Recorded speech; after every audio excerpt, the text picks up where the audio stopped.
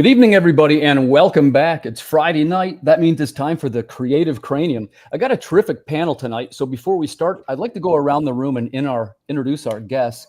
Why don't we start by just telling us who you are and what you're mostly known for? George, I'm going to start with you. Sure. My name is George Medina. I'm mostly known for The Adventures of Wonder Duck and Rust 5377, which are my creator owned projects. I also have a podcast called Catch the Craze and a YouTube channel called Get Your Meds. It's a play on my last name, Medina. I'm not a drug dealer. So that's me. Nice. Welcome aboard. So, Daniel, you're up next. Tell us a little bit about who you are. Yeah, I'm Daniel Torres, writer and co-creator of Tales from Toxic Pond and co-founder of Space Chimp Comics based in Melbourne, Florida. Founded it with my dad last year, so we've been open for about a year. Oh, nice. Well, I look forward to hearing more about that. Aaron, how about you, buddy? I'm the writer, creator of various horror comics, Blood and Fire, Ice and Bone, its sequel, Enenra, and my new one, Amor Patris, currently on Kickstarter. Nice. I can't wait to hear more about that one, Aaron. Wow, awesome. And So I'm here for. great. And I'm glad to finally catch up with Javon. I've been trying to get him on the show, and unfortunately, he got bumped when we were on hiatus. But welcome back, Javon. We met before in Philly. That was a real pleasure for me. But for those that don't know you, please tell us a little bit about yourself.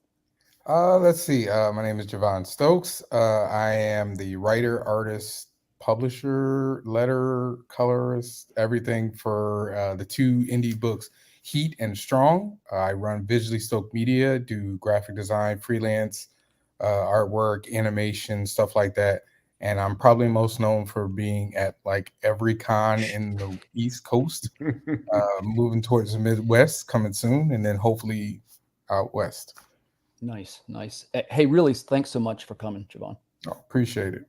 So without further delay, let's jump right in. I got some questions tonight, and what I'd like to learn about is ways that we can find our audience. We talk a lot on the show about advertising and social media and how we can use these various tools. But the hardest thing of all, in my opinion, is to find who we are advertising our products to. So I'd like to start at the very beginning. So George, when you first got started, what was your step one? How did you attempt to find your audience? So when I first started doing this, it was back in '03, and there was none of this. There weren't any podcasts. There weren't any, StreamYard shows or, Kickstarter. Like, what the hell was that? So I started by going to the conventions. I started at conventions. I live in New York, so the Big Apple Comic Con was a big convention that happened just about every month in New York at the time. Carbonero. Yeah, Carbonero. Yep. And so we were able to do that. So we did a lot of that, guerrilla, just groundwork. At the time, Midtown Comics was very indie friendly. They weren't. Now you have to, everything's through Diamond, everything's through who's your distributor. Back then, you could walk into the store and say, "Hey, I got a couple of books. Can I leave them here?" And they're like, "Sure, we'll take them, whatever." So we did a lot of that. So yeah, so that's how I pretty much got my start in indie printing or publishing indie comics. No, that's a good answer. Yeah. Daniel, how about you? So I looked at your book. It looks terrific. But what I want to know is when you're finding your customer, what was the first step? How did you begin? Really just through social media. Before I started making comic books, I was really just posting wildlife photos, bird photos, that sort of thing. So we've gotten hardcore into social media, Instagram, Twitter, all that good stuff. I'm just trying to find like-minded people, other indie comic book creators, and horror fans, really, trying to really delve into that Tales from the Crypt, Twilight Zone, kind of nostalgic EC Comics vibe from the 70s, and try to find people that are into it. And, we've only been doing this for about a year or so. So, we have 50 or so loyal fans so far, and hopefully many more to come in the future. So yeah, that's a great answer. I love all those things. So let's jump over to Aaron, another horror guy. This is a terrific product. I was a backer on your last one. So how about you, Aaron? What was step one? Step one was very difficult. I kind of came in blind. I didn't know what I was doing. Didn't have, because Enenra started out as a TV series, which I was going through an agency. It didn't get any traction because I'm Mr. Nobody who's going to pay multi-millions to make a TV series. But one of the agencies actually said it would make a kick-ass graphic novel. And luckily, Ezekiel was on their books doing graphic design, artwork for them. We kind of hit it off straight away, and I basically started making the comic, went into Kickstarter, and luckily I had a lot of friends and family who backed it. And then it's kind of steamrolled from there, really. Kind of each new issue got more backers, as social media was a big thing. And cross promotion is massive. I think I get more people coming to my books through cross promotion with other creators than social media. Yeah. That's was a big plus for me. Yeah. Thanks for that, by the way. You and I have teamed up a couple of times. Yeah. With the digital bundles and so forth. So I definitely want to hear from Javon. Like I said, I met him at the convention, and we're going to circle around this one probably. But man, what a great job with the marketing and promoting your material to your customers. I noticed right away what you were doing. But let's start at your beginning. What was the first step when you were first starting to reach the audience? For me, it really came down to Comic-Cons. Getting in front of people and pitching your book. I like to tell people that when you're an indie creator, no one cares about your book. No one cares. And then it's your job in about 15 to 30 seconds to get them to care about what you're doing as much as they care about the stuff that they actually came to see. So I started out doing a couple of big cons. And then, I did a couple of Kickstarters. And then when I found the indie comic creative community online and through social media, it was almost like this entire world opened up. And if you support them, they'll support you, and they start putting your stuff in front of their audiences. And so, as time went on, I would do cons and people would say, I've seen this before. And it would be a con that I've never done before, or a place that I've never been, but they had seen my stuff through other people's social media. So those are my two biggest inroads, and they're still my two biggest inroads to this day. Nice. And I'm glad you mentioned social media, because that is a tool now that we all have that wasn't available. Like George said, in 2003, it really wasn't a thing yet. So I guess my next question is going to be this. And I do want to come back to conventions. That's on the list. But first, let's tackle social media. What I want to know is if you guys have a preferred platform. What do you think is the best one for your audience, and why do you think that? George, let's start with you. What's your preferred platform? Facebook, Twitter? What do you got?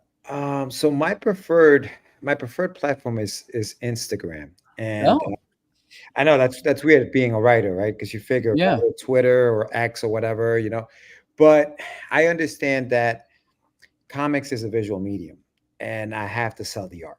You know what I mean? Like I'll say this: great artwork will sell you the first book. Great storytelling, great writing will sell you the rest of the series, right? But I have to get you to buy that first book. So I have to show you impactful images that will make you curious about what it is that I'm trying to promote. So I use Instagram a lot for that reason. And because Instagram and Facebook are linked, it's just as simple as, if I'm posting an image on Instagram, I can always just link it to Facebook, and now they're on both platforms, so I can use them like that. But Instagram is the one that I gravitate to the most, and I found a decent amount of success on there. I'm still trying to grow, obviously, the platform, or the my posts and all that other stuff. But yeah, no, that's actually where I post most of my stuff is there. It's on Interesting. I didn't know that. And just to expand on that. So do you do mostly still images, or like reels, little videos? What are you doing? I'll do both. So like it depends. So like, for example, I'm at the con right now, right? So if you look at my that's the Instagram there, I get _your_meds. You'll see that I'll post a picture of like, here's the booth, what it looks like. And then like right after that, I did a quick reel of like just what's on the booth, and just like a quick pan of everything that's on there. So and then I'll do covers, the cover reveals, or so it really depends. And then what I try to do is I try to be organized about it. And I know that sometimes, because I do work a 9 to 5, I don't have time to post every single day, but I set up drafts where, like, okay, I know this post is going up today. I try to do one every day. And so I'll set up a post in advance. I'll have like 5 or 6 posts set up in drafts. And so on the day, I'll just go in there and just post it because everything's already written. I always put a caption on it, even though it's all visual, whatever. I'll always put a caption at the bottom with a bunch of hashtags. I don't even know if hashtags still work, but yeah, so I do that, so, that's the kind of stuff that I put on the Instagram. That's interesting. I feel like I could learn a lot. I have not done well on Instagram, so I'll start following you there. Maybe I can pick something up. Yeah. Daniel, how about you? Do you have a preferred social media platform? And if so, why? Yeah, I agree. Actually, I find Instagram to be the most like visually interesting of the social media apps.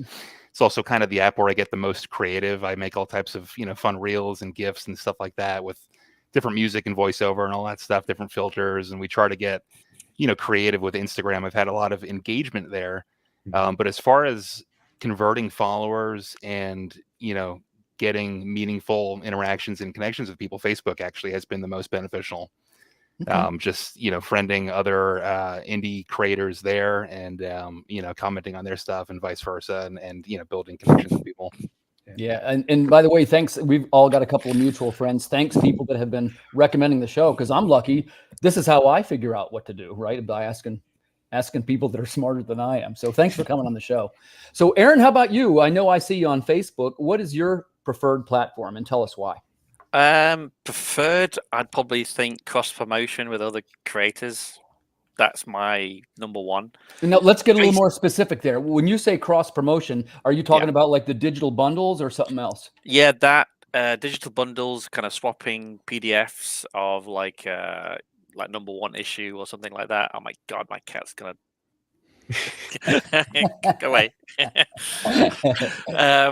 And then, but also, in updates, you can put like links to other people's Kickstarters, so that does get a lot of traction and visibility. It used to be, Facebook used to be really good at the start, but now there's just, I'm lucky to get like 1 or 2 likes on a on a post. So yeah, Instagram is definitely higher up on social media. I think purely because the algorithm in Facebook is just trash. So yeah. I kind of agree with the guys. Social media wise, definitely Instagram, but my biggest traction has always been cross promotion. Great, I appreciate that take. Javon, how about you? Social media, there's all kinds of different ones to choose. What do you think is your most effective one for reaching your audience? I don't know. I spend most of my time on Facebook, mostly because I try just engagement with people more than pitching my book over and over again. So I usually, I joke that I'm the most opinionated man in comics. So I always will, make like a hot take, and then it'll get people to kind of comment, and the more people comment, the more people kind of look at the stuff that I'm doing. I probably promote more on Instagram, but even that I'm not great with. Quick question for you, Javon. By any chance, did you previously have a sales background? Sort of. Why do you say sort of? So I spent my early 20s working at Finish Line sneaker stores. And, okay. Victoria's Secret. I was a salesperson at Victoria's Secret. That's a long story. I was a shoe store. I was in shoe sales. That's the sort of, yeah.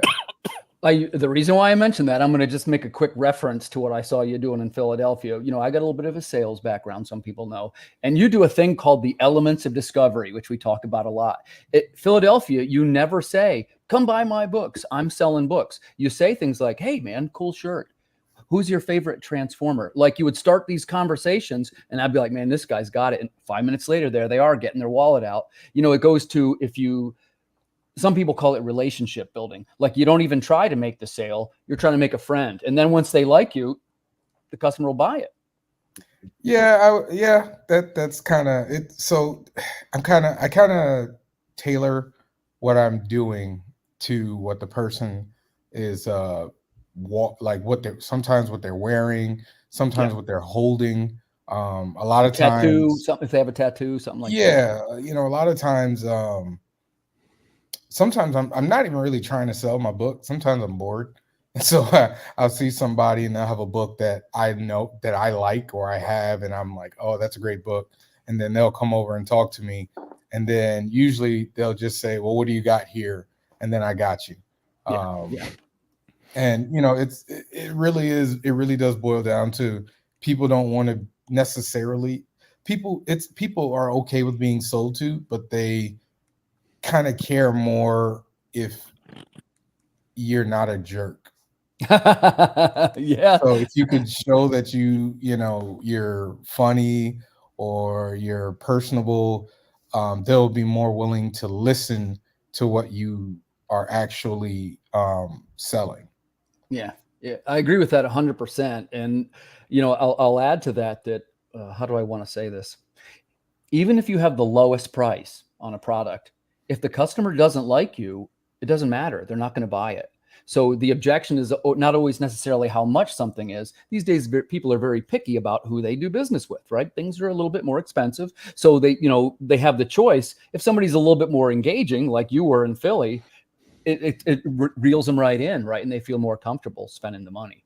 So I thought that was, I noticed that because, you know, sometimes you have people say things like, oh man, it's really slow. It's really slow. And I don't think you had a slow minute the whole time, the 3 days we were there. No, I did. Did you? I definitely did. But you know, it just depends on how you look at, you know, things being slow, right? Mhm. Because you know, a lot of times, and I don't mean to dominate the conversation. It's Uh, okay. a lot of times, the slower the um, the slower the con is, the more time you can talk to somebody, and then you can actually make a fan out of them. Yeah.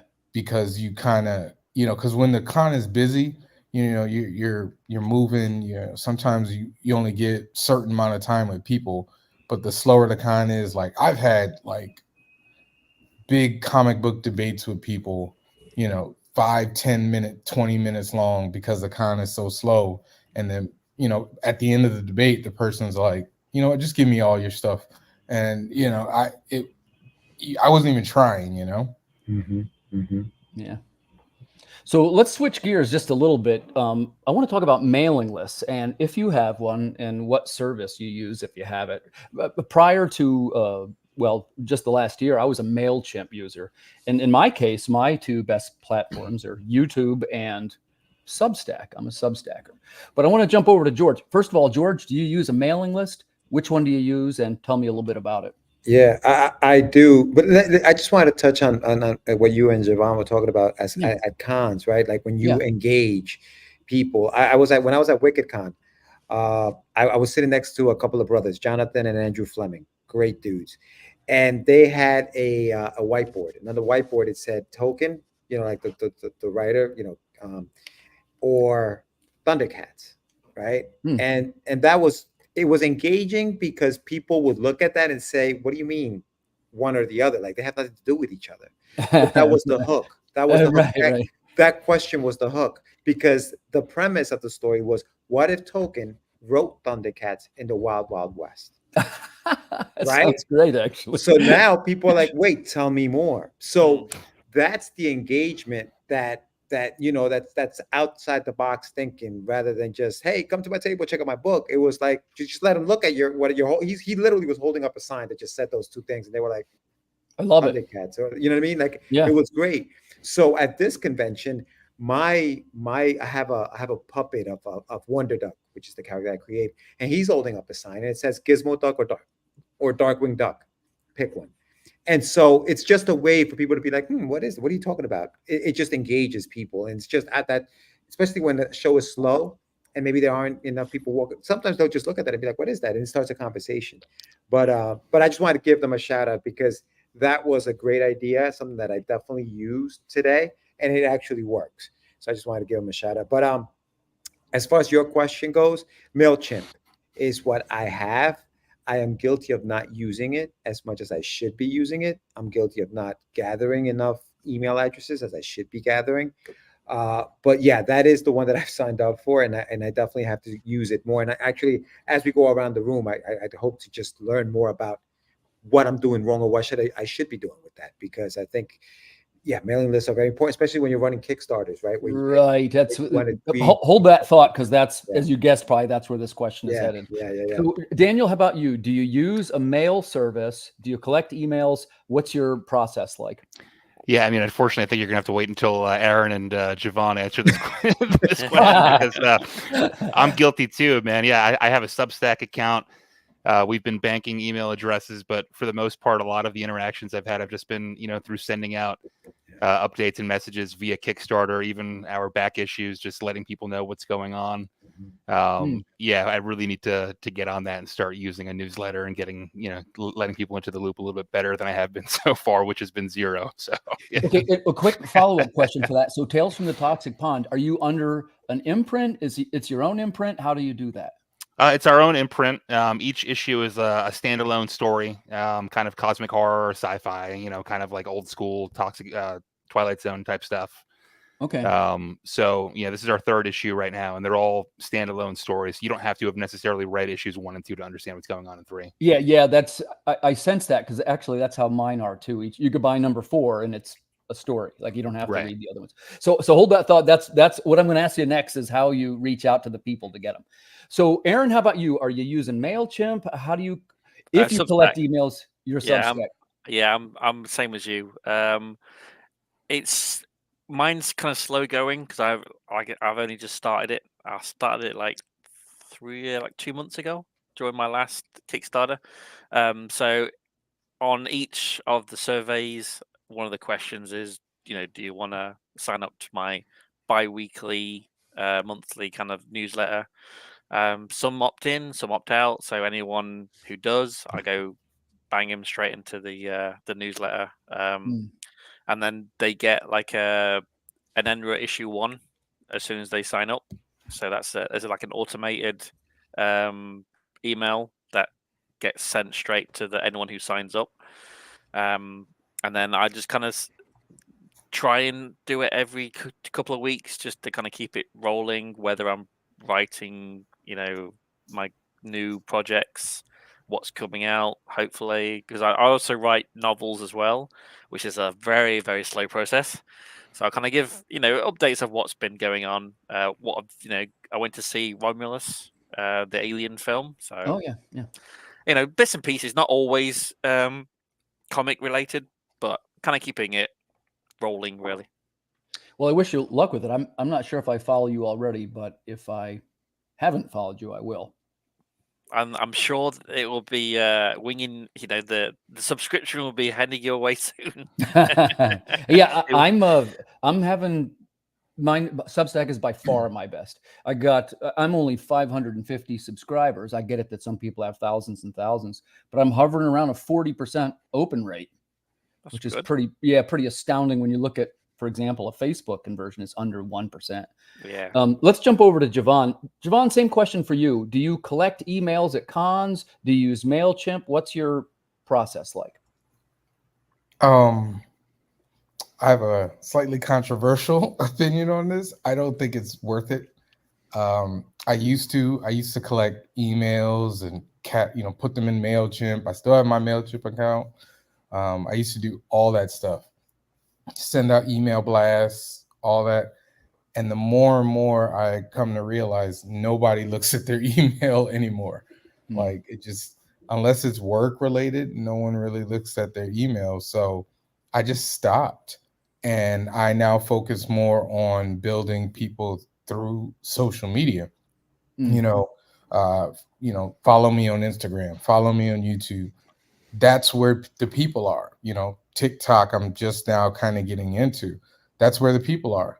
So I'm going where the people are. I mean, if people want to give me their email, great, but I just don't find that I don't find the value in it that I did 5 years ago, 6 years ago.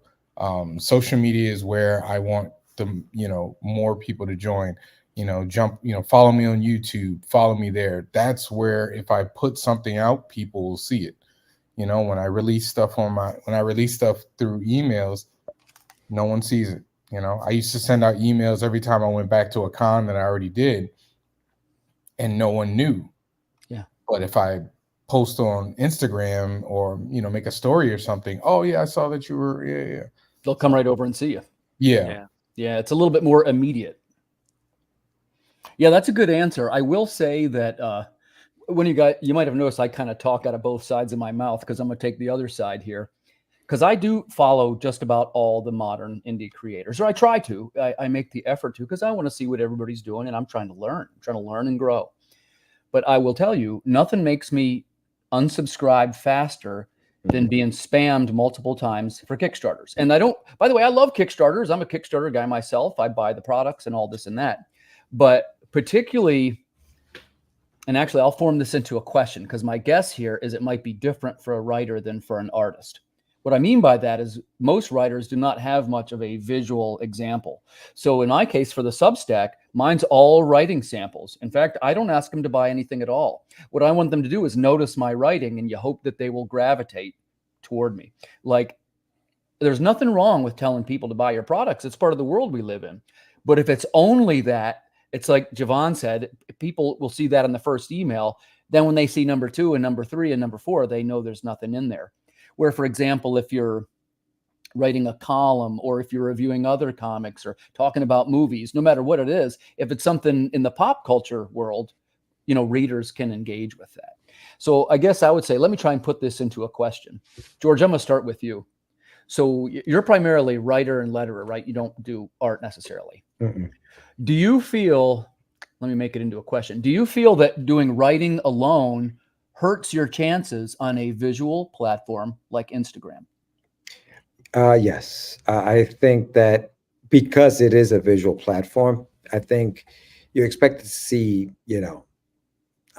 images of whatever you're working on. I use I never just post up. Some people, like celebrities, for example, can post up an image, no caption, and get 1 million likes because they're celebrities. Right. I feel like I use the captions. That's where I write my stuff. I'll give you the visual, and then the caption will explain whatever that visual is supposed to be promoting, or something about what I'm thinking that day. Not too long, but something in the caption. The caption is where I use the caption to write whatever I need to write. And to Javon's point, I think that's why I don't use MailChimp as much, right? Because like you said, right, it's like it'll just go into somebody's spam. Yeah. And I think that stuff works for companies that have, whether it's a coupon they're offering you, or whether it's, they're releasing something new, or they're giving you something. If I'm just telling you that, how I felt today, or whatever it is that I feel like I have to write something because I got to keep you engaged. Mm. I feel like it's just going to go into that, into a spam. And then like you, Timothy, like, why is this person emailing me again? Like, right. They're not giving me a coupon, not saving anything. I didn't even tell him I enjoyed whatever the heck he was doing too much. Why does he keep sending me this stuff? And it's simply because you're on the mailing list. And now you can obviously, tell people to stop sending you stuff. But I think that that's probably one of the reasons why. But no, as far as the what you were asking about, I definitely use visuals on Instagram rather than just words, because I think that doesn't work on a platform like that. Okay. So Daniel, the same question for you, right? You mentioned using Instagram also, but you're primarily a writer, yes? Yeah. Yeah, it's an interesting question. It's not something I've really thought about before, to be honest with you. But yeah, I think kind of are at somewhat of a disadvantage because, most of my creativity or my, my part of the post is in the writing, also trying to come up with some sort of catchy, caption to catch somebody's eye. But we're also still kind of at the mercy of the art that we're using or the art that we're dealt, for the book. I can't sit there and live sketch, Venom or Batman or Superman. I mean, I could, but nobody would care. You know what I mean? Nobody would like the post. So yeah, I mean, really, I kind of just sit there and, use the art from the book and try to write something that's catchy that somebody might connect with and click on a link and, see what we're all about. But When for the you most say part. write something catchy, like, do you mean like it might be a passage from the book or a quote, or tell me more what you mean by that? Yeah, so like one of our covers, for instance, with this book has a woman, and she's kind of gazing into like a crystal ball. So we'll write something like who wants a palm reading, or gaze into the crystal ball, stuff like that, to trying to think outside the box instead of just being like come back issue 3 of Toxic Pond. We try to rope people in with something a little more interesting than just the standard pitch, essentially. Yeah, I feel you, and I will say, what one of my concerns is as a writer is I don't want to overuse the pages too much. Like I don't want to spoil anything, I guess, Right. kind of. I want to keep some surprises for the final customer. Mm-hmm. So, Aaron, how about you? Same thing. When do you Yeah. feel that being a writer, you have a little bit of a disadvantage? Would you say? Yeah, definitely. I mean, like you said, you don't want to spoil the the storyline, but you don't want to keep using the same image over and over and over and over again. It just gets like repetitive. So it's a very hard line. So I kind of use that's why I kind of use the mail list, because it's just another Which one tool. Which one do you use? The Substack. Okay, that one. Okay. Yeah. So it's just another tool in the shed to kind of get out on a kind of almost regular basis, just a quick blurb of what what I've been up to. Doesn't have to be comic related. I don't like always sending emails out asking for money. Like I've got a Kickstarter come in. It's more trying to keep it a bit more conversational, if you know what I mean. Mhm. Kind of get more personal as well, of like who I am, what I'm trying to do, things like that, what I've been up to. Yeah, Instagram is hard. It is. You're trying to kind of think of something else to post. I always seem to be posting the same things over and over and over again, and it's like it's hard. It's very hard. I wish I could draw, but I can't. I can do stickmen. That's about it. Yeah, I feel you. So now, Javon, for you, you're writer and artist both, right? Yep. So when you were making your posts, would you say, how do I want to ask this question? Does one perform better than the other? How do you approach the post? When you're creating the post, not necessarily the book, just the marketing aspect, what goes into the post? Like a preview, a work in progress? How do you do it? That's an area that I need to actually kind of be more creative with. I usually do like if I usually start with the cover, and then if I have the time, I will do maybe like a panel, and then kind of like a blurb of dialogue, and then I kind of build up towards the pages, maybe the 3 or 4 pages of work. So that's usually what I do. But that's if I have time. Part of having to do everything is something suffers. And for me, it's the social marketing part of it, which is why I'm so heavy in doing conventions. Conventions, yeah. And by the way, you're on the right track with conventions. That's something that I definitely want to get some more in-depth answers about conventions. One quick question I'd like to ask the group, though. The first thing is, and you know what, rather than going around a circle, we'll just raise our hands. Is anybody here a Hootsuite user, or do you know what that is? It's a thing where you can put a post and it'll time them out to go across 4 platforms. You write it once and you put the art once, and it goes to Instagram, Facebook, YouTube, if it's a video, Pinterest. I don't use Pinterest myself, but I think you can do up Twitter. It goes to, and the idea is, this is how companies do it. If you need one to go out at 2, one at 4, and one at 6, you can even time it so they stagger. So I sense that none of us use that one, right? Yeah, Never heard of it before. Nope. Mm-mm. I don't use it. I did work for a company where we used it. Does that kind of thing sound interesting to anybody, or not too much? Well, yeah. If you're doing does. one post, Yeah. and it's sending to Yeah. everything, as Sign long as the me up. format's Right. good. I'm not a shill for them or anything, but it's called Hootsuite. It's Mm. something like $12 a month, something like that. Okay.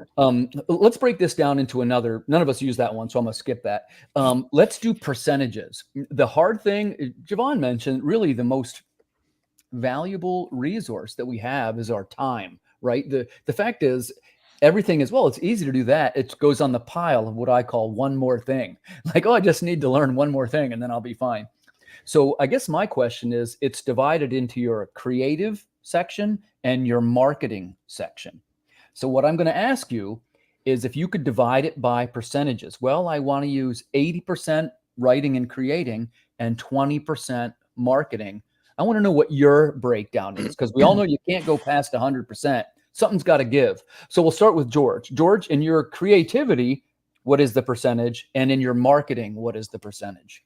So I think it depends on the price. So because I'm a writer, right? Once, and most of us are, and Javon, I know you do both, but like as a writer, once we're done writing the story and it moves on to the artist, unless you're writing another story, there's a little bit of downtime there. And I say downtime because we really don't know. Not too much, yeah, right. Exactly.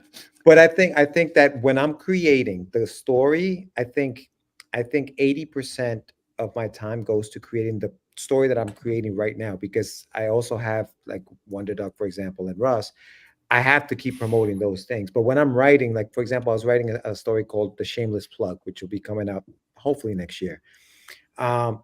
When I was writing that story, 80% of my time went to the writing, went to the scripting, the writing, the developing of the story, and all of that stuff. And then 20% was going to, obviously, I still have Wonder Duck, I still have Russ that I have to still put out there and stuff like that. But once that story was done and written, and now now the artist has got it, then it switches back to 20% now creating, which is now developing. Let's see, what else can I do as far as, because you want to stay creative, right? And so that's where the lettering comes in, and lettering for other people and stuff like that. And then 80% of that is just me marketing, doing these podcasts, going, talking to other creators on their podcasts, my own shows, things like that, going to conventions. And I try to hit a convention up once every month, even if I'm not tabling, just being there. Yeah, I see it out on I see you on the circuit, man. I see you out there. Yeah. So that's how I would say I divide it. Numbers maybe, they may change from time to time, but I think 80-20 is where I'm at. All right. So let's jump over to Daniel. Daniel, how about you? You got 100% right that you can use in your day. Are you using 80% creativity and 20% marketing like George, or what's your breakdown? Yeah, I mean, I think in an ideal world, 100% of it would go toward creativity, and I would just pay somebody, or somebody would offer to do it for free for me. Yep, I agree. I wish I could. But yeah, I think if I'm not writing, I'm on social media, trying to post as much as I can across different groups on Facebook, across X, across, Instagram, Threads, all that good stuff. Even when I'm not writing. Hold on, stop. So you're using Threads? Yeah, I mean, there's no interaction, there's no engagement there. Yeah, at all, tell me. but, I haven't used it. Can you tell us a little bit about what you think about it? What's up, Lori? Good to see you. It seems like it's kind of dead, to be honest with you. I post on there. I cross post from Instagram to Threads, and I don't really get any engagement at all. The only reason I still do it is because randomly one day Jeff Lemire followed me on Threads, and I was like, okay, well, if Jeff Lemire is following me, maybe I can get some followers and some feedback and an engagement here. But that hasn't been the case at all. So, I've actually been replying to other people's threads. Okay. I get a lot more traction that way than just posting on Threads itself.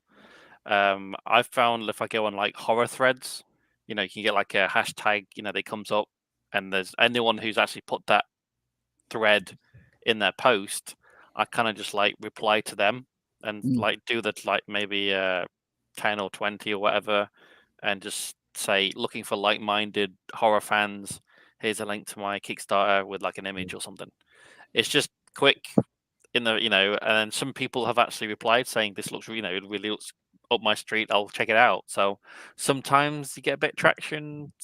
It takes a couple of minutes just to send out a couple now and again. So where does that leave us for Daniel? So did you say, are you about the same 80% creativity, 20 marketing?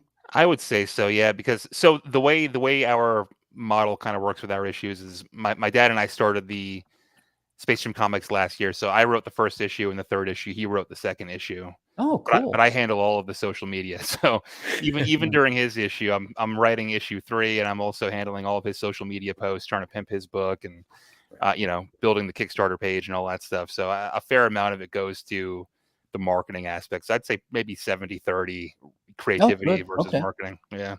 So, Aaron, how about you? What's your split roughly?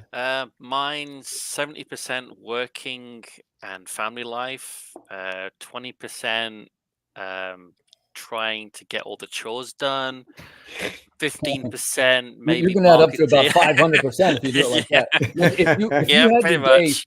picture a day that's divided into two halves, right? One half is you writing your book, and the other half is you posting on social media. What is each category roughly? Yeah, I mean, it does. I think George had it down, and Daniel, it fluctuates. I mean, now with Kickstarter, I'm probably doing 100% marketing at the moment, trying to get this out to as many people as I can. After it funds, and then going back to what the next project, so that'll ramp up. Marketing probably will go down to bare bones, while I'm working on the next project, getting the next Kickstarter page up and running. So yeah, it definitely fluctuates as and when I can get to it.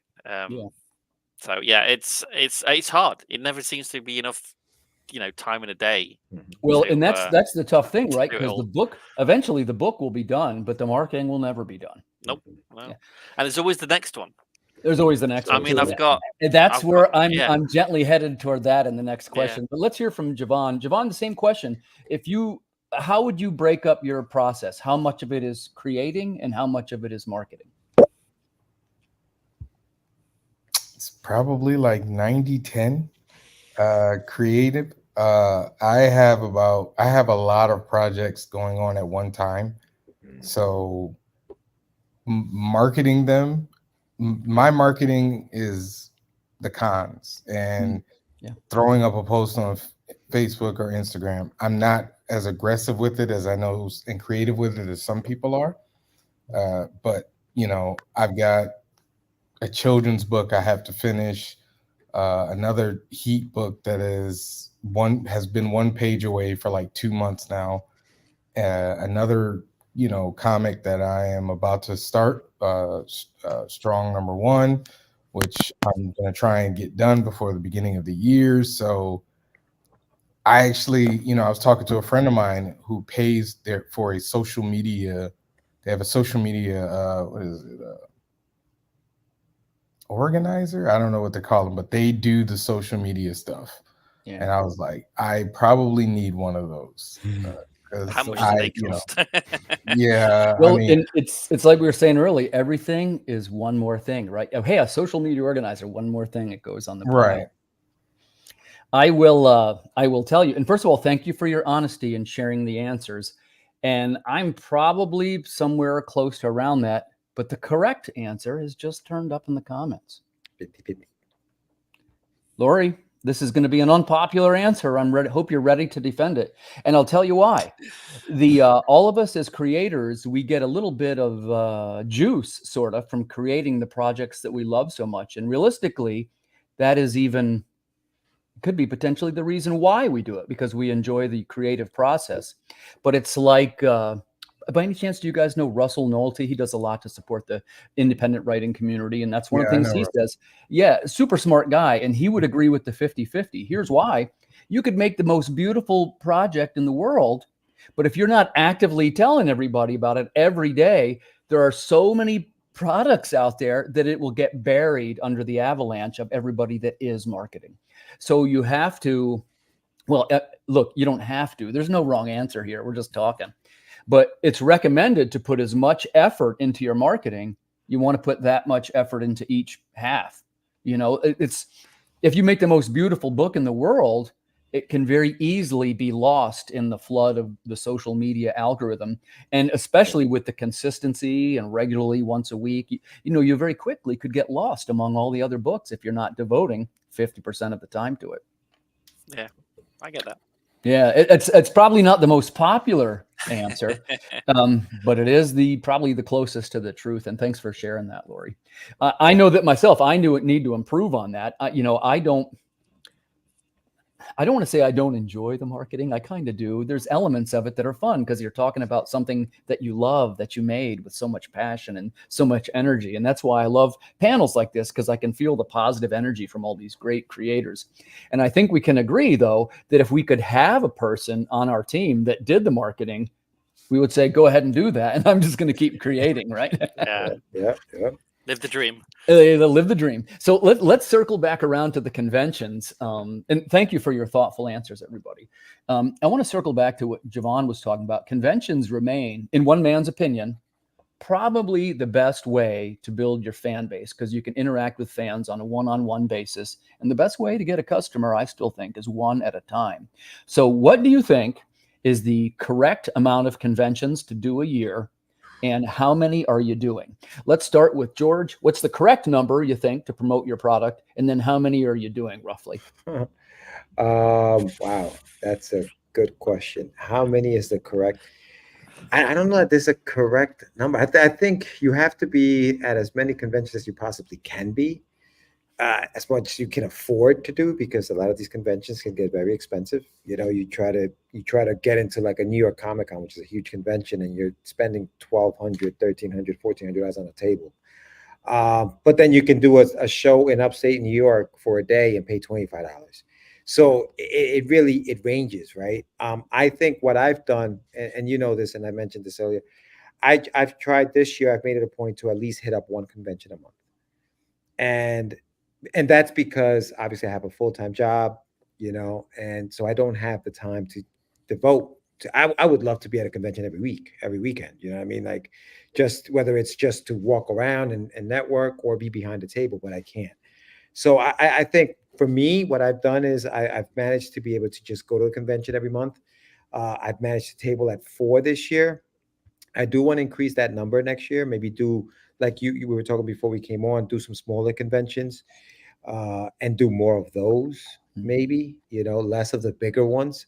That way, I'm hitting, you know, I'm hitting more conventions. But I'm talking to the people. I'm engaging with folks. I'm getting the feedback right then and there. Do you like the book? Do you want the book? They look at it. Oh, okay, that pitch works, because now I'm practicing my pitch with real life people, and I'm seeing reactions on their faces to see, okay, that works, that doesn't work. What works and what doesn't work. It's very valuable. Correct. It's happening at that moment right now. The thing with the internet and something like Kickstarter, you don't know what they're seeing. You don't know who's watching it. You don't know who's seeing it. You don't know if anybody's.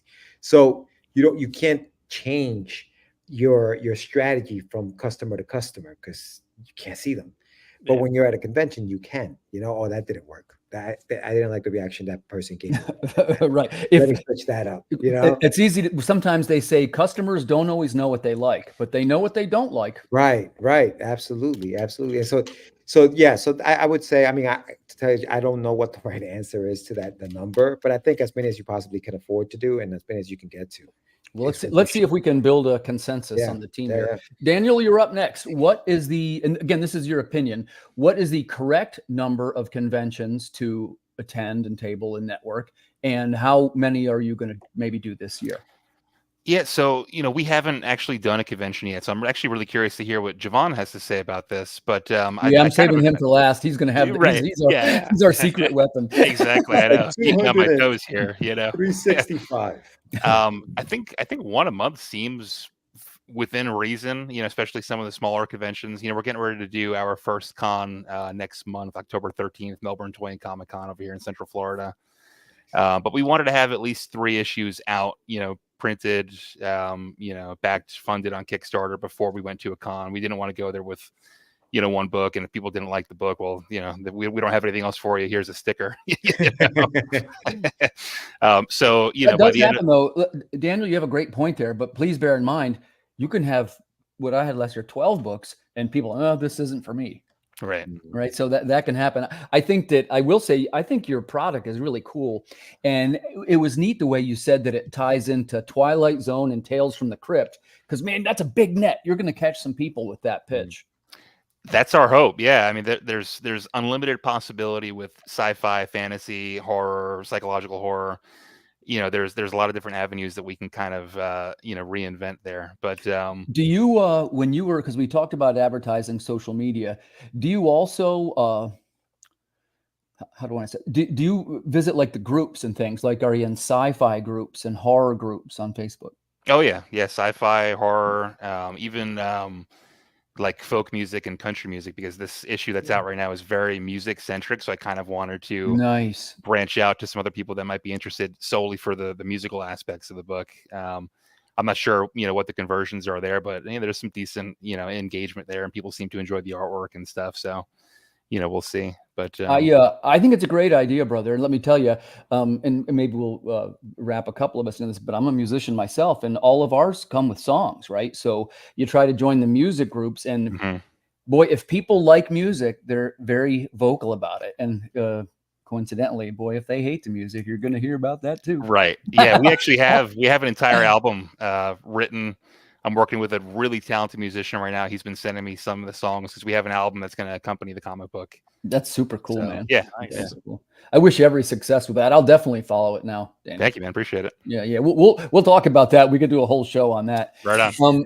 So Aaron, how about you? Same question. So for conventions, are you a regular convention goer? Two things. How many is the right amount, and how many will you do this year? I'm in the same boat as Daniel. I've not done a Comic-Con yet. I plan to. Just money's really tight at the moment. So I've visited Nashville Con because it was my son's birthday, so we went down there just to check it out. Really liked it, so I'm hoping that'll be my first one next year. Get a few more books, a few more merchandise ready to sell, and then I'll get a table. That'll be my first one. So Well, wish you my every toe in. luck. Yeah, I'm definitely looking forward to what our friend over here is going to say.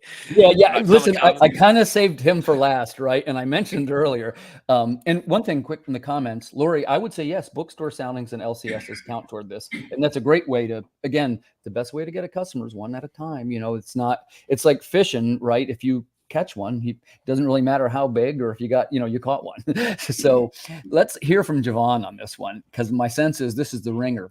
It's two parts. What is the correct number of conventions recommended, and how many will you get this year? I don't think there's a correct number. Well, okay, all right. No, the correct number is how many cons, how many your body can handle. Right. And if there's, I don't know if you're too concerned about, some people say, well, I don't want to be an overexposure. Like if there's two cities that are close, that kind of thing. I don't have that problem. I wish I did, but I want to hear from you. So my methodology is to do as many shows as possible. This year, I think I've done, I'm literally in my hotel right now for Granite State Comic-Con, which is tomorrow. This will be, I think, around 2025 for the year. Wow. Nice. Last year I went crazy.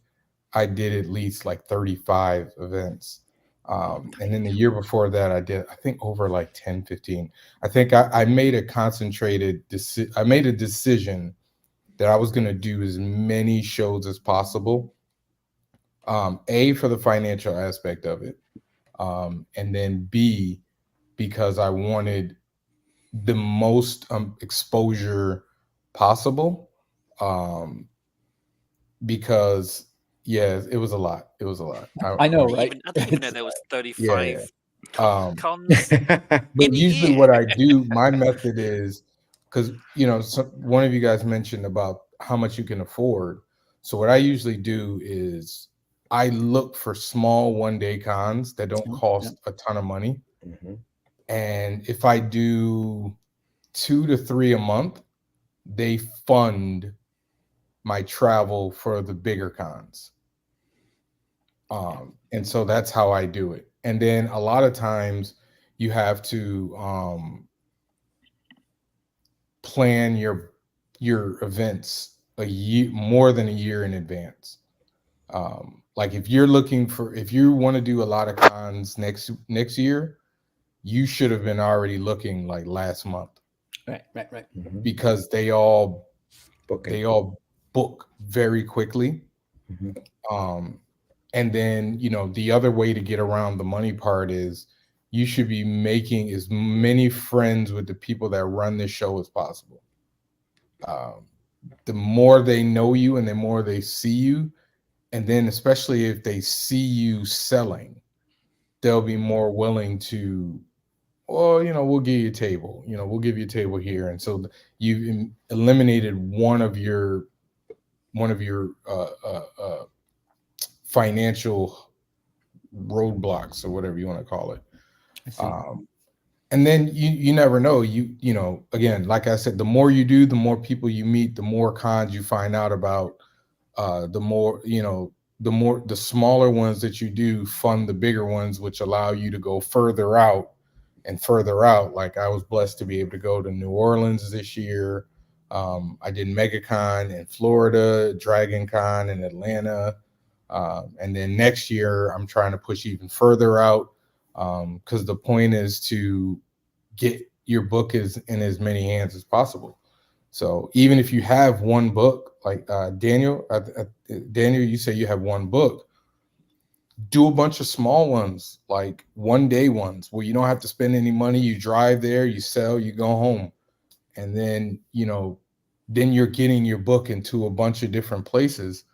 And so then you look for cons around where you did the small ones the next time when you have multiple books. And then not only do you get into the bigger cons and you get the other people that didn't see your book, you can get the repeat sales from the people that brought your book the first time. Right. So. This is great advice, Yeah. Javon. Thank you. This is really a great chance to sort of soak up some knowledge, right? Because, I'm trying to expand my convention footprint as well. And I hope you don't mind. We're probably going to go a little bit over time, but this is a great panel. So I want to try and get one or two more questions before we go to the products. Mm-hmm. My next question would be, if you were going to and again, this is based on your opinions, guys, there's not a wrong answer, but sometimes when I'm trying to go into a convention, I will partner with someone if I haven't been there before, which has pluses and it's got minuses, because, the truth is, you make more of a splash if you're at a table by yourself, and certainly more visually impressive. But phrased another way, you might not have got in at all if you hadn't been with a partner. Like in my case, I have a publishing partner. I'm with Antarctic Press, which is David, which is how I got into Philadelphia. And that's how I met Javon. So my question is, first for George, if you were going to a convention, would you consider like a buddy system? Would you partner up with somebody, or do you feel that might dilute your brand? So when I first started doing this, I used to partner up with a friend of mine all the time, because it was just more cost effective, and we were able. You can split a hotel room, that kind of thing. Yeah, absolutely. I think it's funny, because I think as I did more and more conventions and I had more product and stuff like that, it's almost like outgrowing. It's almost like when you're younger, you have roommates, mm-hmm. and you guys share the rent and do all that stuff. But as you get older, you want your own space, and you want your own stuff, and because you're set in your ways. You sell a certain way. So I did that. So I started doing my own shows. However, the New York Comic Con is a freaking beast, and the only way to get into the New York Comic Con was a buddy system. So fortunately for me, I met Johnny C. I don't know if you guys know Johnny C. He's the podcast guy. A great dude. Yeah, great guy. And we get along really well. And I think that's also important if you are going to do something with a friend at a table, make sure you get along. You know what I mean? Because that could get really messy. But he's a great dude. We shared a booth last year at Comic-Con, and we both did great. And it didn't even matter that I have like a younger audience for my books, because we were able to split the table in a way where people actually thought they were just two very small tables. Yeah. And so, we didn't really mix like that. So yes, I have done the buddy system. I stopped doing the buddy system, but for a big con like New York Comic Con, I think still a possibility.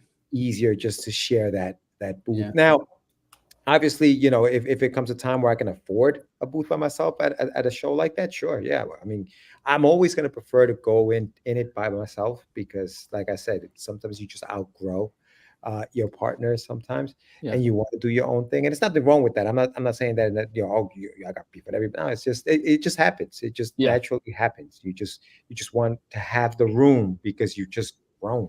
Stretch your legs. Need it. You need it. Yeah. I mean, I've seen shows where like if somebody doesn't show up, you're hoping they don't show up, so you can just expand your stuff. Yeah, to that's what happened to me in Philly, by the way. You know what I mean? Yeah, sure. It Yeah. happens all the So time. you want that sometimes. So imagine if you're sharing with somebody, it's kind of hard to do that. So yeah, I would say that's how I handle it. So thanks for that answer, Daniel. How about you? When you're going to cons, would you consider partnering up with a buddy system? Yeah, for sure, man. I would have no problem, especially starting out piggybacking off of somebody who's a little more established and maybe getting some more looks on our booth. But we also don't really have a ton of product yet either, So if anybody wants to, split a table cost and go halvesies on a booth or something like that, that would be totally fine with me. And obviously, eventually, as we grow and expand and build a readership, probably. Luckily I have my father, who's the best partner in the world, to go with me to a con. But starting out, I wouldn't have any problem with that at all. Nice. Well, Aaron, what do you say? Hit us up next for next year. yeah, maybe for sure, man. For sure, I got you. Aaron, would you consider that? What do you think? Yeah, I mean, as long as you get, like I said, if you get on with a guy or girl, no qualms about it. I'm just kind of dipping my toes into it at the moment, so I don't really know the best way to go about things. So I'm learning as I go. Hopefully, like I said, Nashville's going to be my first one. It's pretty reasonably priced, from what I hear. So it's, I think it's a good stepping stone, and then maybe try and find some like smaller day ones, see how they work. But yeah, I'm definitely, this is my learning curve. All soaking all in. Yeah. Well, I wish you, man, both of you, the success with the first cons. I'd like to hear what Javon says about this. You probably don't need to partner up with too many people, but is it something? He's got a whole row. He's got the whole the whole. Would you consider a partner, Javon, or is that kind of something in the rear view for you? I just did Dragon Con, and I just partnered with somebody on the table for Dragon Con. Not because I necessarily needed to do it, but because they needed it. They couldn't get in, and they were a friend of mine. And I was like, you know what? Why not? Spread the love. Yeah, my first con ever was Terrificon a few years ago. Oh, nice. And I partnered with somebody on that table. I think I partnered with somebody at WickedCon just now too. It was another instance of they couldn't get in. I had a table. Sure, why not? I do think I've probably outgrown it, just because my the amount of stuff that I sell now, like I just started selling like t-shirts. Oh. So, when you got half a table, I've got, 3 heat books, so I've got 4 books that I sell. One is a graphic novel. Now I have stickers and t-shirts, and I've got a whole thing of prints behind me. So there's only so much real estate that you can use. Yeah. And so I think I've probably gotten to the point, not that I will never partner again, but I think I've reached a point where I just can't anymore because I need the space. And I think if you only have, if you only have like 1 or 2 books, you should partner all the live long day. Like, why not? Again, it's a business, right? And there's a financial aspect to it. These cons are $300, $375, $400 for the higher end. New York is $500. I can't even get into New York Comic Con. I'm trying to find somebody to partner with there. But these cons are expensive. So, if you can half your table budget, with somebody, and you don't need a ton of real estate to show off your stuff, man, I would literally find like a buddy who's in the same boat that I'm in, and just hit the con circuit, and then just cut everything in half. Like, now I don't share hotel rooms. Not at all. Single bed, Well, I'm married, and I have kids, and so this is kind of the only time. Turn the lights off, Right. I can kind of because at the end of a con, I'm talking all day long. So when I get to my room, I don't want to talk. Don't worry, there's no talking. I'm actually breaking my rule for Timothy here, because normally at this point in time I'd be in my hotel room, quietly watching the TV. But yeah, like half as many, like as many costs as you can cut down on them. Like that's like I was gonna ask, it's because of the price difference. Do you get bigger tables, or are the tables the same size? They're mostly all the same size. Same size. Okay. The price has more to do with really how big and how successful the con is. Yeah. Okay. So like New York Comic, go ahead, George. No, I was gonna say, or if you have a corner like table or something like that. Yeah, like the corner, higher like traffic, or like if you have a corner, or if you have a double. I was going to throw in, you probably, if you're trying to get noticed, you want either a double or an exhibitor. Yeah, like or end cap. Right. So if you're like you're at the end of the row, you get those you have to pay it's more. Extra, but you'll get twice as many customers. Okay. Yeah. Hopefully. Yeah. But so those prices are for that. It honestly, there are certain shows where you're just going to sell regardless. Those are the ones. Yeah, you're paying for foot traffic. Yes. Those are the ones I personally look for, because those will bring in the most amount of money. Unfortunately, some of them are the most amount of investment as well. But again, that's why you do the one-day cons, the in-store signings, all the other stuff, because those are the profits. Those are your profit events. That's how you have to look at it. These are the ones I'll make a profit. The other one, maybe, but these are the ones that I'm actually going to make a profit on. That's a great answer, man. And I think we're going to give Javon the final word on that one. And I appreciate the thoughtful answers that everybody's given here tonight. Like I say, I feel like I can learn a lot from this. And it's useful to me to try and develop as much as I can as we move forward in these types of careers. And I'm always impressed to see what kinds of things you guys are making. And I want to start with George, right? Can you tell us a little bit about what are you making? So Wonder Duck is a book that I was a huge fan of the Disney Afternoon back in the days, Darkwing Duck, Gizmo Duck, all those. So Wonder Duck is my Gizmo Duck. It's my superhero character. And it follows the story of a duck named Dual Duckbeak, who's down on his luck, sitting at the edge of a pier, when all of a sudden a spacesuit from outer space hits him in the head and transforms him into Wonder Duck, creating this crazy world of adventures for this character, where I take him through intergalactic battles and all that kind of fun stuff. So here he's fighting a group of clones that have his technology. And so this is the second part of a 2-part miniseries that I did. And it's going on sale the day before the New York Comic Con. So I'll have the books for the Comic Con, but pre-orders are live now on the website. So if you go to getyourmeds.com, suicidal duck, getyourmeds.com, you can pick up the book there. So that's what Wonder Duck is. And then but the website also serves as to sell all my other stuff like Rust 5377. I have t-shirts, I have sweatshirts.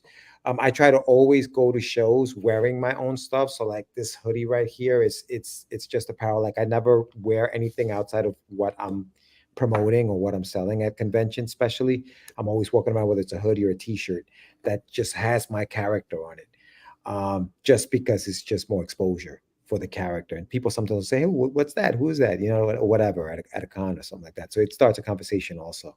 Yeah, you're a tireless promoter out there, man. I appreciate what you do.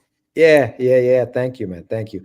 And so, so the website has all of that stuff. It's, your basic website about, projects, shop, all that other stuff. But the big thing this month is the fact that Wonder Duck is out next month, October 16th. So nice. And if we'd like to hear more or see more, we can stop out tomorrow and see you at the Baltimore Comic Con. Yeah, I'll be there. Table brother. D5. D5. I will see you there tomorrow, my friend. Yes, sir. So this is another project I've been following. This is from Daniel, right? This is Tales from Toxic Pond. There's a couple of things I like about it, but rather than hear me drone on about it, Daniel, tell us a little bit about your cool project. Yeah, so Tales from Toxic Pond issue 3, kind of my take on the Crossroads Robert Johnson demon story. It Nice. follows a struggling folk duo, Donnie and Midge, husband and wife, down on their luck. They're not making ends meet. They're having trouble getting radio play. Donnie basically makes a deal with some sort of cosmic entity. Superstardom is just ahead. They have this meteoric rise to fame, but with it comes their downfall. A little bit of cosmic horror sprinkled in there, and a classic, Twilight Zone, Tales from the Crypt type twist at the end. So, Hey man, is Haruki's typewriter by any chance Haruki Murakami reference? it is, man. Oh Yeah, my actually, God, yeah. yeah. Sweet, I love So, that guy. issue 2 was written by my father. He's a huge Haruki Murakami fan. I think he had just read Norwegian Wood or Kafka on the Yeah. Shore. Felt inspired and decided to basically frame a story around Haruki Murakami's missing typewriter and 2 people that will go to no end to try to relocate it for him. I love him. He's on my list of top 10 authors of all time. He's the Japanese Yeah, he's Raymond amazing. Carver. Yeah, For sure, man. Absolutely. He's Yeah. incredible. Yeah. yeah. This Yeah, looks so we have, terrific. Go ahead. thanks, man.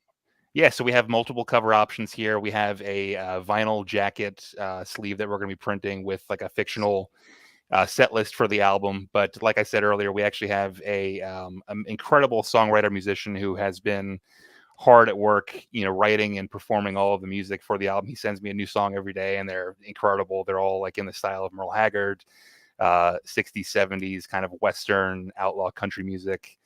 And for the artwork in the book, we wanted to do black and white with a splash of green to kind of signify the personification of this cosmic entity. Nice. So green. we have. I love Thanks, that. man. I Yeah, was gonna say that's similar to what Aaron does. Yeah, it Yeah. looks good, Or man. in the first book he did, right? Yeah. Do I have that right, Aaron? Yep. Yeah. It looks pretty damn cool, man. Yeah. Especially the green when Yeah. he's going through Yeah, the for door. sure, man. It's really cool. Yes, we try to keep it, aesthetically, similar for the whole, book here. Everything is pretty much pretty much green. But yeah, we have all types of fun stuff. We have so we're gonna do a 45 7-inch vinyl pressing of the song. All the backers are going to get the MP3 download of Cosmic Cowboy. It's one of the songs from the album. We have a tour T-shirt. We have tour posters, all types of fun stuff, just to try to kind of create an immersive experience and have like a multimedia kind of thing with the book. Yeah, you're a man after my own heart. I love all the things that you mentioned here.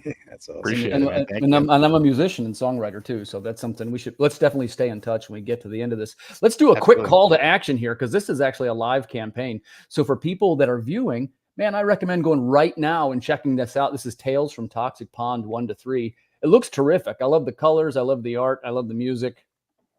Buy with confidence. Yeah, the book is 100% done. I'm basically just waiting for the campaign to send it off to the printer and Perfect. get it in people's hands. Yeah. Well, I wish you every success with that project, brother. It looks Appreciate it, terrific. man. Thank you. Thank you So so much. let's jump over to Aaron. Aaron, tell us, and let me make sure I'll let you pronounce it, but you're next. Yeah, it's Amor Patris, which is Latin for father's love. It is a supernatural horror that follows a sheriff in a very small town, middle of nowhere. He's called to a local farm. Some of his deputies aren't answering their radio, so he arrives at the farm and it's hell, blood, chaos. We want to see the video. Pretty much too, everyone's death. Everyone's dead. So you can play the video if you want. coming right up.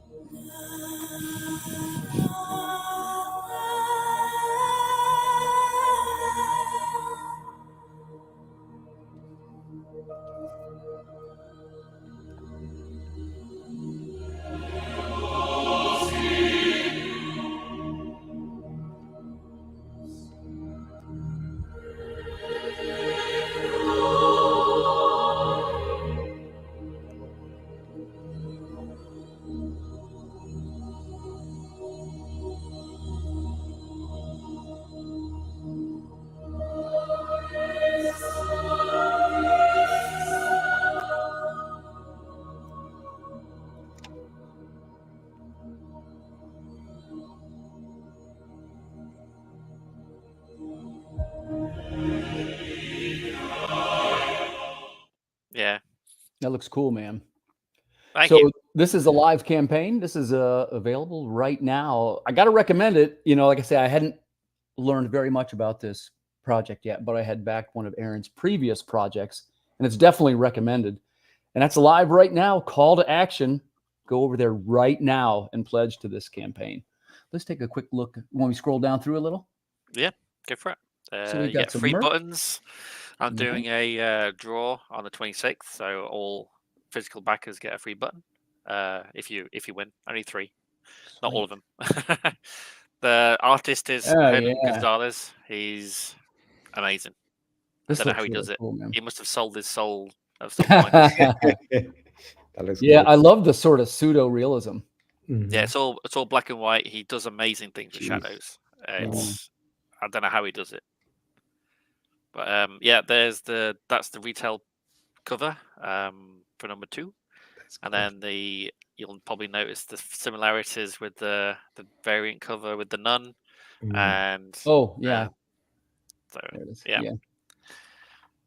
Cool. Gotcha. So each series, each issue is going to have like a themed variant cover, so from like a movie, so a Nice. horror movie, and then that one's done by Dan Hank. He did. I just asked him to do a variant cover. I wasn't really fussed. Didn't have any really ideas, and he created that, so I was happy. Nice. Is this an ongoing series, Aaron? Yes. Yeah. It's That is 10 good. issues in total. Okay. Yeah, looks Got good. some cool merch. Yeah, got all that merch. How you doing with prints? Are prints selling well for you? Yeah, actually, I've actually got some from the last Kickstarter. So yeah, they're doing. Seems to be going pretty well. People seem to like it. Yeah, the some first issue digital was bundles. really, really good. Oh, and Yeah. you got I see Jessica Mason's Mary Shelley book in there. She's my Yeah, pal. I've got quite a few good indie. I mean, that's cross promotion. That's what I love. Yeah. I mean, usually when I get into a series, I don't usually do 1 or 2 issues, but if I get like maybe once this is finished, and get into the 3rd issue, I'll start out, feeding issue 1 to other creators. It really does open avenues to other platforms and Yeah. other fans, because you never know who's going to be reading it. I mean, Yeah. other campaigns could have 200 to like 2,000 backers, and if you get your book in front of them and like, oh, that's pretty good, I'll go and see what else they got, what else he's got, or follow that season. So it opens avenues that you wouldn't normally Absolutely. get to. Yeah, That's how you and I met. Yeah. Yeah. It is. Yeah. Thanks for including me that time. I appreciate that. So that's live right now. Viewers, go over there and back that one. Next up, Javon, I saved the best for last. Ready? So tell us a little bit about Visually Stoked Media. All right. So it's basically my imprint, my baby, which I've been doing for really 20 years now. Just had different names, but right now the focus is my 2 independent comics, Heat and Strong. What you're looking at right there is the cover for Heat number 3, which is in pre-order right now. So as I said, I'm 1 page away from being done. Nice. So you can go and you can get the original graphic novel along with the first 2 issues of the ongoing series that are available right now for sale, and then you can pre-order number 3, which should be available way before the year is out. Excuse me. You can also get Strong as well. For those that don't know, Heat answers the question, what if the powers that make you a hero also want you to destroy the world? And Strong is a day in the life of the strongest superhero on the planet. So those are my 2 big tent poles for my Stoked verse. And Cool. they are the foundation of what I've been doing from here on out. Heat, and I'm working on Strong number 1, right? I'll be working on that coming up soon. And then I'm actually taking a break from drawing physical comics. and I've been telling people this because I'm trying to put it in the air, and also to force myself to be accountable. All of next year, I will begin doing development on a Heat cartoon. Wow. Cool. So I am Cool. putting the Amazing. drawing aside for, that's why I'm trying to get this book out and Yeah. then get Strong out, because I'm not going to be doing any more. I'm going to be doing, character turnarounds, mood boards, animatics, all that good stuff.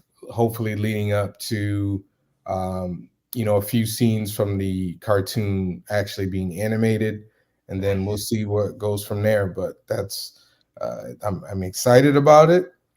I'm exhausted because I'm trying to get as much work as I can get done. I'll still be doing Comic Cons, but I won't be doing any new books. I won't be drawing any new books. I actually have 2 books. I have a horror book and a kind of a female-centric book that I'm going to be doing, that I'm going to be in development as well throughout the year. And they should come out next year. But I'm going to be taking a hiatus from drawing because, time to, take Heat to the next level. Nice. Wicked. Well, I hope you will come back and share that journey with us, Siobhan. That's Absolutely. fascinating. And in closing, I just want to say I appreciate you all giving us a little bit of extra time this evening. Honestly, this panel was so good.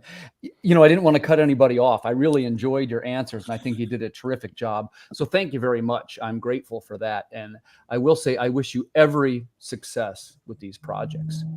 To the viewers, thanks so much for tuning in. This is an episode of the Creative Cranium, and we will see you guys next week. Thanks for tuning in, everybody. Good night. Peace.